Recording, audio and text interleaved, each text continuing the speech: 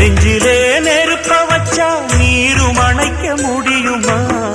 கண்ணிலே முள்ளு தைச்சா இமயம் மூட முடியுமா? பாரத கதையும் கூட பழியில் முடிஞ்ச காவியந்தான்.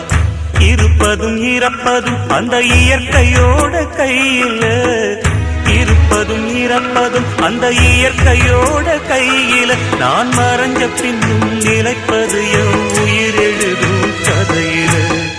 சந்திரனே சூரியனே நட்சத்திர நாயகனே, சந்திரனே சூரியனே நட்சத்திர நாயகனே.